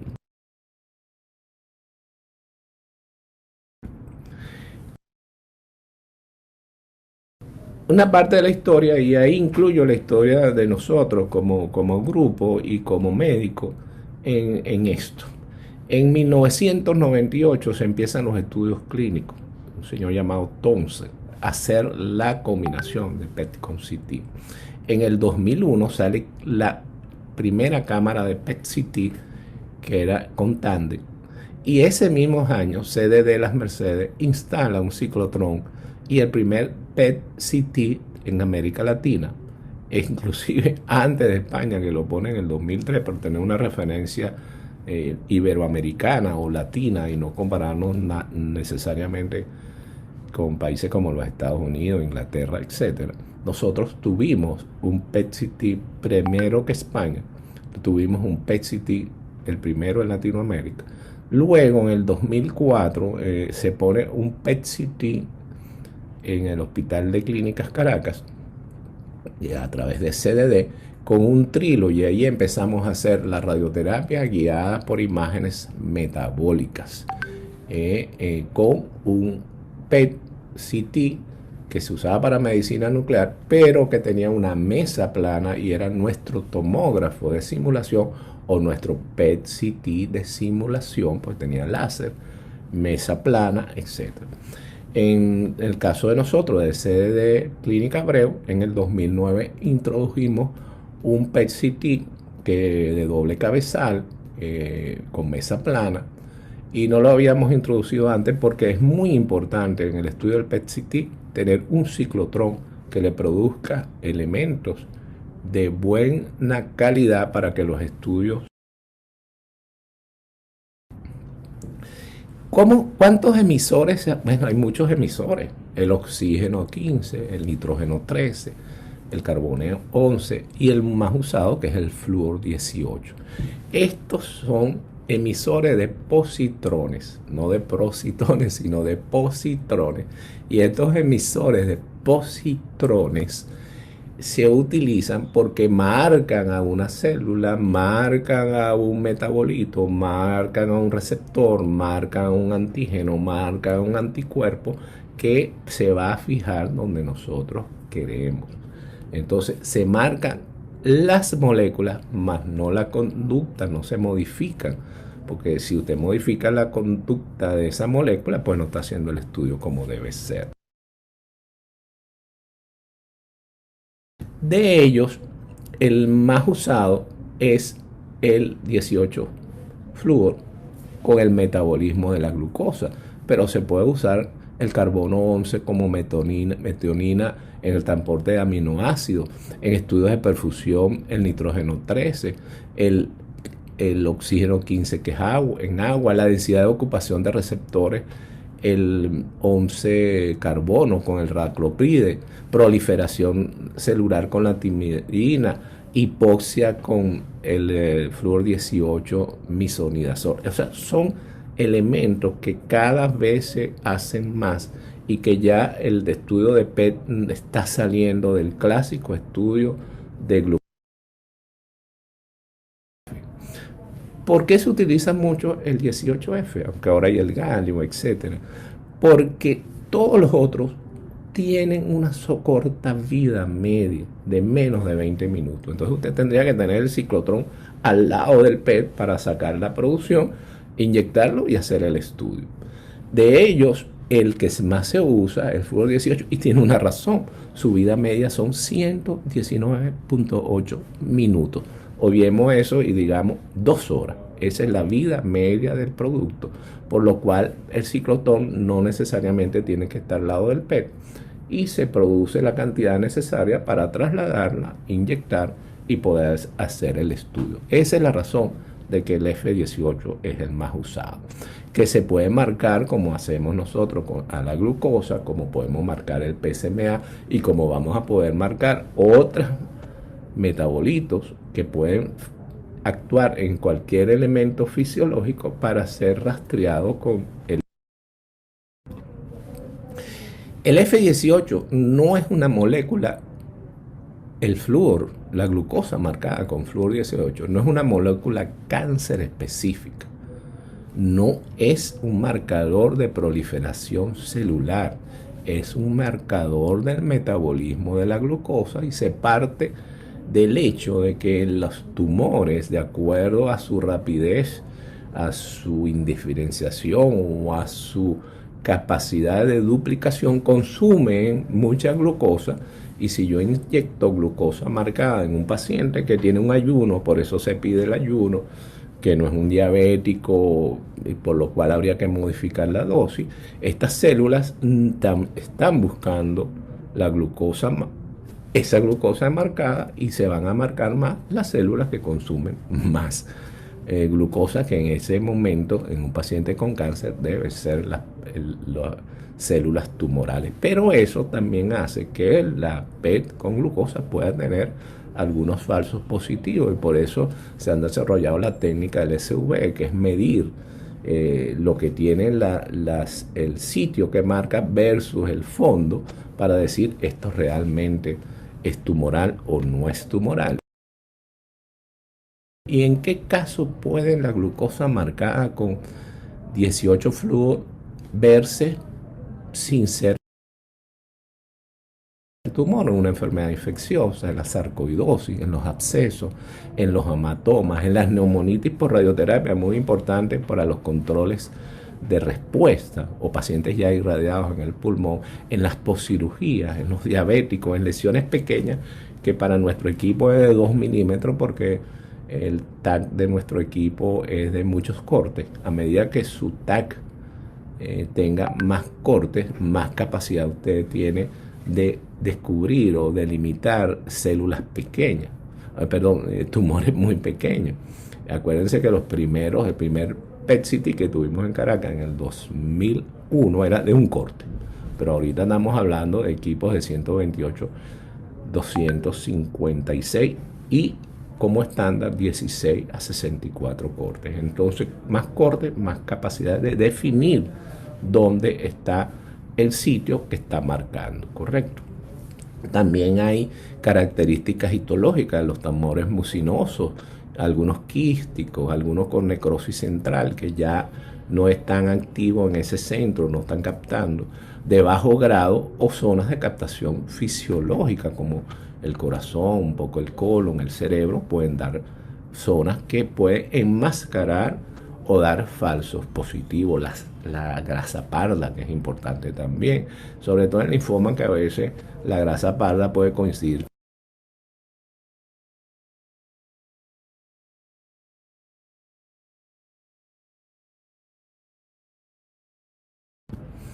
Ahora, eso cada vez va a ser un menor problema, porque estamos ya en la época, el futuro, pongo aquí, ya llegó en la época que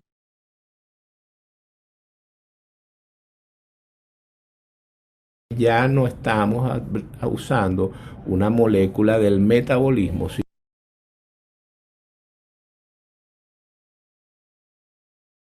una molécula relacionada al tumor.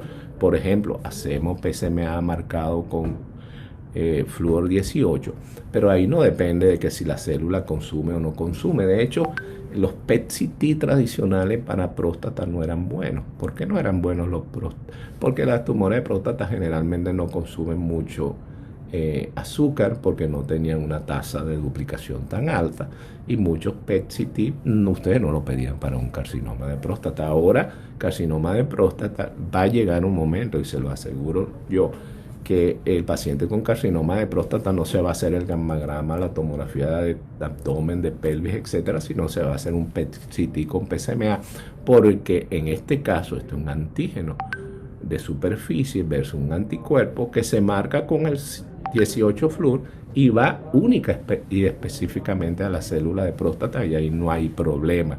Si es diabético o no es diabético, eso no tiene nada que ver. Pero no es solo para eso. Hay PET para tumores neuroendocrinos, hay PET ahora para tumores del sistema nervioso central. Y en el futuro, cada tumor tendrá su marcador específico. Entonces, un PET para melanoma lo hacemos con 18FU, pero va a llegar el momento en que vamos a hacer un PET para cada tumor con un marcador específico para ese tumor. Ya lo tenemos, el PSMA, tenemos otro, pero en el país tenemos 5 glucosa marcada con 18 flúor. Y esto es tan importante que en el 2000 se empezó a publicar sobre el RECIST, que es unos términos radiológicos, así como es el BIRAT, etcétera, en el cual se evalúa la respuesta a los tratamientos, pero en imágenes morfológicas, tomografía, resonancia, mamografía, etcétera, el RECIST. Pero ya desde el 2009 estamos hablando también del PERCIST, que son los criterios de respuesta en los tumores sólidos evaluados por PET. Muchos estudios, muchos tumores ahorita se estudian con un PET inicial, un PET de seguimiento o evolución y un PET al final de respuesta, y los PET controles a posteriores, y para eso son los criterios PERCIST para evaluar respuesta por PET. Tan importante es el PET que, por ejemplo, en muchos tumores va a ser parte de sus conductas y guías de diagnóstico, y puede que sea parte de su clasificación o estadificación. Recuerden, por ejemplo, que los linfomas ahora, unas conductas por las guías, es si tiene un PET que respondió completo, ¿qué hacemos? Si tiene un PET que respondió parcialmente, ¿qué hacemos? Y la conducta cambia y está basada en el PET. Ya no está basada en una toma, un marcador, una toma de una muestra, una biopsia, una nueva biopsia de médula ósea, no, en un PET. Paciente respondió con tantos ciclos de quimio, respuesta completa, viene tal cosa. El paciente respondió parcialmente porque el PET no se negativizó. La radioterapia, no les voy a decir esto a ustedes, quizás los nuevos sí les interesa porque no lo vivieron, pero yo sé aquí que hay varios radioterapeutas de mi edad, algunos hasta mayor de mi edad, y han vivido esto, pero en las primeras localizaciones y simulaciones era con equipo de rayos X modificado. Uno tenía una cintica, medía, hacía una placa, ponía unas láminas de estaño y después hacía una relación con la estructura ósea. Uno decía, por ejemplo, cáncer de cuello uterino, muy común, tengo que irradiar y meter los dos agujeros obturatrices, tengo que ir prácticamente casi a la cabeza femoral, tengo que subirme por la mitad de los ilíacos, tengo que hacer luego un promontorio que llegue a L4, L5, eso es el carcinoma de cuello uterino. No importa que el parámetro estaba más arriba, más abajo, que había un ganglecito por allá, eso no lo veíamos. Luego se hicieron placas de lo que hoy es el Portal Vision, pero con placas que se colocaban debajo del paciente o en lateral o en tangencial, y esa placa se hacía una placa en el acelerador, en la bomba de cobalto, y eran placas tomadas en megavoltaje, y para uno, aunque la imagen no era la ideal, para uno era realmente una simulación, porque se hacía en el equipo donde se estaba tratando. Luego se hicieron simuladores dedicados, que eran el equipo de rayos X, casi como un brazo en C, que formulaban lo que era un acelerador o una bomba de cobalto, tenían su grado, podían ser placas laterales, tangenciales, oblicuas, etc. Y eso eran los simuladores dedicados. Hasta que apareció el TAG, se hicieron TAG de simulación, hay TAG de simuladores dedicados y hay PET-CT que están adaptados para la simulación y la localización y la planificación, como en el caso de nosotros, que nuestro tomógrafo tiene su mesa plana para evitar que cuando se vaya a hacer la adquisición de imágenes y se vaya a tratar el paciente con la tomografía de simulación, se fusione una tomografía de simulación de mesa plana con un PET que tiene una mesa cóncava. Y usted me dirá, eso no es importante. Bueno, pero si usted tiene un ángulo pélvico de 1,5 centímetros que lo va a irradiar, pero el paciente ya no está simulado con mesa plana en el tomógrafo, pero tiene una mesa cóncava en el PET, la localización no es perfecta. Tiene que ser un PET-CT que esté adaptado para la simulación, especialmente la mesa.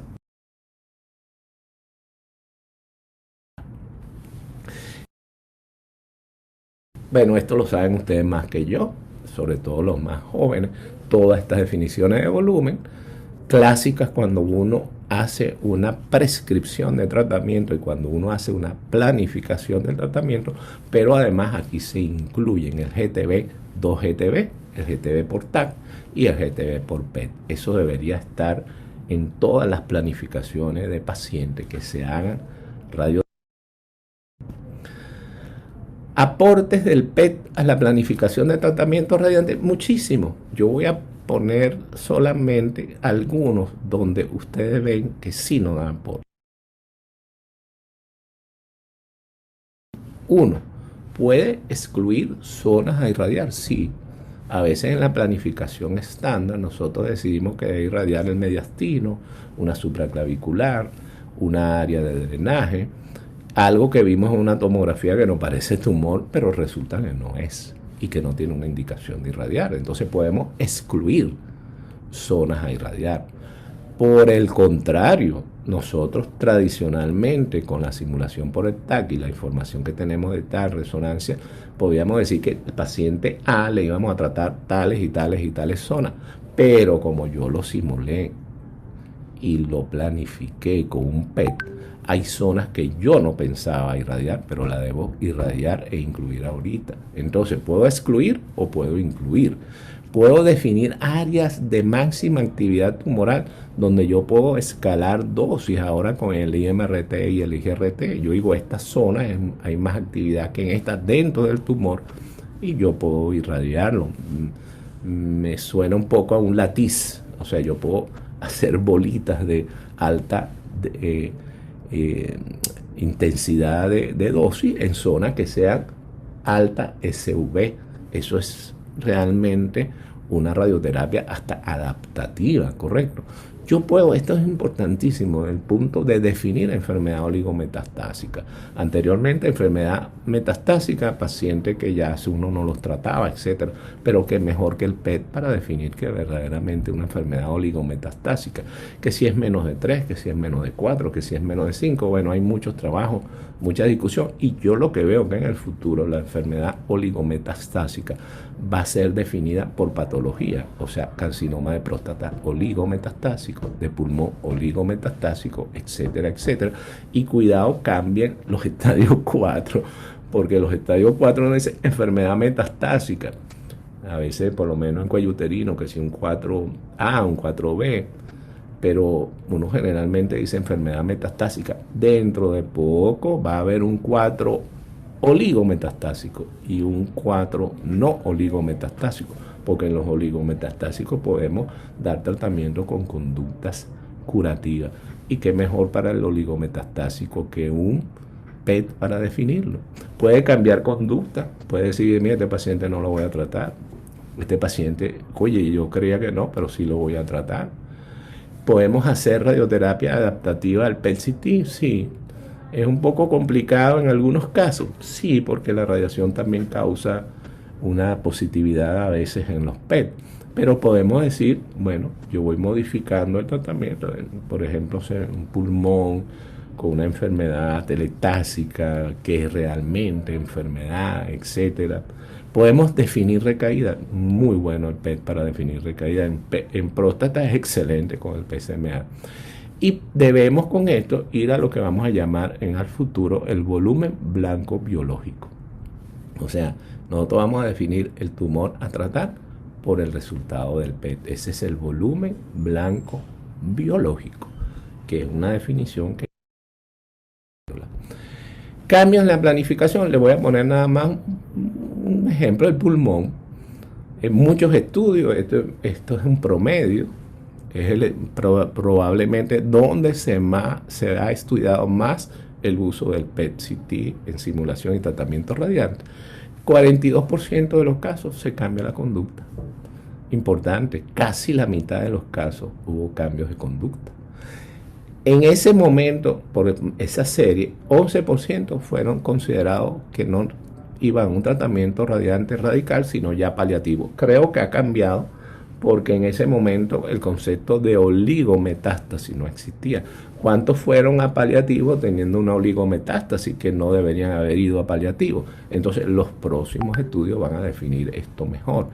Y esto es importantísimo, 31%, casi 1 de cada 3 pacientes hubo cambios en los volúmenes o se decidió una técnica de tratamiento, cambiar la técnica de tratamiento o cambiar los volúmenes para más o para menos. ¿Es importante? Sí, es importante. Casi la mitad cambió la conducta, casi 1 de 3 se cambió los volúmenes o la técnica de tratamiento. Entonces, prácticamente no deberíamos tratar un pulmón sin un PET-CT prácticamente. Y hay otras cosas. En cuello uterino, el 18-20% de los pacientes tienen enfermedad preaórtica y nosotros no la vemos. Y así, para ustedes contar en los distintos tumores. Entonces, ¿dónde pienso yo que debemos planificar con PET-CT? En los tumores de pulmón, en los de cabeza y cuello, esófago importante, estómago también, los linfomas, el carcinoma de tiroides, aunque actuamos poco, pero a veces es una indicación. Los melanomas no actuamos mucho, pero a veces es una indicación. Los tumores neuroendocrinos, los germinales, los ginecológicos, el cuello uterino que es tan frecuente, la próstata con PSMA. Yo creo que el futuro es próstata igual a PET con PSMA para clasificar, para decidir tratamiento. Estamos trabajando con unas tablas que son matemáticas, y entonces uno dice, bueno, si es un riesgo tal, más un PSA de tanto, esto es un alto riesgo, esto es un riesgo bajo, esto es un etcétera. Pero si usted tiene con un PET con PSMA, hay muchos bajos riesgos que usted ya debería haber irradiado la cadena ilíaca. ¿Por qué no? Porque puede ser bajo riesgo en la tabla, pero si el PSMA le dice que hay enfermedad, tiene que irradiarlo. O al revés, muchos de alto riesgo probablemente estamos sobre irradiando.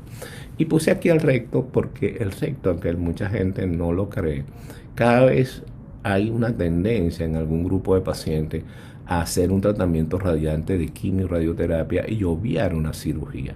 Entonces, esos pacientes hay que hacer una escala de dosis, ¿verdad? Pero esa escala de dosis tiene límites, porque si usted no hace una cirugía, pero causa una rectitis tan horrible, el paciente va a terminar con una colostomía. Eso es lo mismo. Entonces, pero si usted hace un PET-CT y puede escalar las dosis donde hay más SV, usted puede tener menos efectos secundarios, puede preservar quizá más el recto.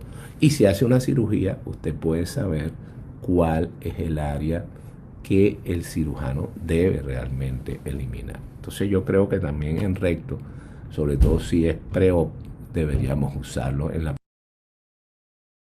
planificación. Bueno, esto es importante, el IMRT, luego hemos pasado al IGRT, al SBRT y lo que yo llamo ahora IGRT-M metabólico o SBRT-M, que es dirigido por el PET-CT y por marcadores metabólicos, que el término metabólico ahora no me llena totalmente porque hay no es solo metabolismo, hay cuestiones de reacciones antígenos, receptores, etcétera, ¿verdad? Yo diría IGRT biológico. Una cosa importante, el teranóstico, que es la asociación del diagnóstico con el tratamiento. Por ejemplo, ahorita el PSMA se puede unir al lutecio y se puede dar, el lutecio no es un marcador que emite para ser diagnosticado, pero también tiene radiación beta y puede irradiar la célula, y hay estudios ahorita que demuestran una sobrevida muy aceptable en pacientes que ya han sido hormonoresistentes o resistentes a la castración y que han pasado por quimio, etcétera, y podemos hacer teranóstico. Es la unión del diagnóstico con la terapéutica, que puede ser con radioterapia, o puede ser con una molécula de quimioterapia, o puede ser con un metal que después por resonancia destruye. Muchas cosas, eso es un mundo grande que viene, pero ya está en la clínica, ya está en las aplicaciones y viene originándose a través del diagnóstico por imágenes metabólicas asociado a procedimientos de tratamiento. Y aquí es la máxima expresión de esto. Hay una compañía que ha desarrollado un equipo que se llama Reflexion. Este equipo ya inició tratamientos clínicos en la Universidad de Stanford y se parece a un Halcyon, tiene su acelerador, pero tiene los detectores, no son solo de una tomografía, es de un PET-CT. Entonces a este paciente se le hace un PET-CT, se diagnostica, etcétera, se hace una planificación, pero además por un mecanismo de inteligencia artificial, el paciente se está haciendo el PET, se están localizando las lesiones en las micrometástasis y se está haciendo tratamiento dirigido por el PET. No es que yo haga un PET solamente para simularlo, es que yo hago un PET para simularlo, lo planifico y en el tratamiento el IGRT es realmente viendo dónde están las lesiones metabólicamente activas y ahí es donde se disparan los rayos. Este es el máximo, pues, el éxtasis de los del PET y la radioterapia. Esa es la realidad, es el futuro. Yo agradezco haber vivido esta etapa y de ser parte de muchos tratamientos con esta técnica, porque desde el 2001 estamos viendo PET-CT y desde el 2004 haciendo tratamientos guiados y planificados por PET-CT, son 17 años, y el Reflexion pasó por nuestras cabezas, pero por supuesto nosotros damos la parte clínica, no de investigación ni de desarrollo, para ir a elaborar un equipo de eso, pero muchas veces lo habíamos hablado, en vez de yo hacer una tomografía durante el tratamiento, si yo tengo un PET puedo ir directamente a él y no me equivoco, y así es. Bueno, nosotros estamos, lo conocen ustedes, estamos en la ciudad de La Romana, también en la Santo Domingo, en la Clínica Abreu. La radioterapia tiene mucho futuro y le quiero terminar con esto. Cuando yo empecé a hacer radioterapia en la residencia, era un servicio fue previo a la residencia en el Hospital Militar de Caracas. La residencia fue en el Hospital Universitario, pero en el servicio del Hospital Militar era un servicio de terapeuta oncológica, no de radioterapia. Entonces ahí coincidían los radioterapeutas, los oncólogos médicos y los cirujanos oncólogos. Y el oncólogo médico, amigo mío, un profesor, había llegado del Royal Marsden y me decía: Ivo, la radioterapia tiene los días contados, así que no hagas esa especialidad. Él me quería ganar para oncología médica, a oncología médica. Eso se va a acabar pronto. Resulta que han pasado muchos años y estamos haciendo cosas increíbles. Por ejemplo, radioablación de una arritmia, cosa que hacemos aquí y que se hace en pocos países del mundo. Lo hacemos aquí en República Dominicana. ¿Quién pensaría que usaríamos la radioterapia para eliminar una arritmia cardíaca? Eso significa más seguridad, más tecnología, más localización, y ahí vamos. Entonces la radioterapia no va a desaparecer y espero que no desaparezca mientras esté vivo, y es un futuro para todos nosotros. Muchas gracias de nuevo a la sociedad, muchas gracias a Interoncology y siempre a la orden. Bueno, muchas gracias a usted, doctor Ivo, por su excelente participación, que realmente hemos tenido muy buenas ponencias en la mañana de hoy. Y a la vez le pedimos excusa ya que el doctor no va a estar disponible para la tanda de preguntas. Nada, entonces por último, no sé si la doctora Laura Manceba o el doctor Flores tendrán algo que aclarar, alguna aclaración, algún mensaje que desean dejar para cerrar este panel del día de hoy. No, de mi parte simplemente agradecer la convocatoria, el tiempo dedicado un sábado a la mañana, agradecer a la sociedad, a Interoncology, a la sociedad en la persona de la doctora Cruz, que siempre está desde el principio con este tipo de actividades y movimientos para bien de la radioterapia regional y en particular de Dominicana. Y nada, quedó a la orden cualquier cosa vía la Sociedad Dominicana de Radiooncología para contestar o tratar de hacer ese networking que también es tan importante como estudiar y leer. Así que nada, buenos días y muchas gracias y felicitaciones a los colegas por las exposiciones. Gracias, Beatriz. Doctora Laura. Pues lo mismo, dar las gracias por la oportunidad de compartir hoy con todos. Gracias a todos los que sacaron tiempo un sábado en la mañana para escucharnos. De verdad creo que ha sido de bastante provecho y es un honor y un placer haber estado a la par con mis compañeros que son una eminencia en esta área, con muchísimo más experiencia que yo. De verdad que muy agradecida por la oportunidad. Ok, entonces le agradecemos realmente a ustedes como expositores por tener realmente la disponibilidad en la mañana del día de hoy y sobre todo las brillantes y excelentes presentaciones que tuvieron. También a todos, realmente a los asistentes, también muchas gracias por acompañarnos, dedicarnos, como dijo la doctora Laura, la mañana del sábado, que muchas veces realmente la tenemos ya comprometida con las cosas de la casa. Y nada, si deseas realmente más información acerca de la Sociedad Dominicana de Radioterapia, puede visitarnos en nuestro sitio web www.sdro.info o también por Instagram, Laestro 2006. Ahí nos podrán saber más información acerca de todas las, sobre todo de la sociedad, saber si tenemos algún tipo de actividad y conocernos un poquito más. Entonces, nada, gracias a todos, tanto a los panelistas como a los asistentes. Y que pasen muy buenas tardes y nos vamos a volver a encontrar muy prontamente. Que pasen buenas tardes.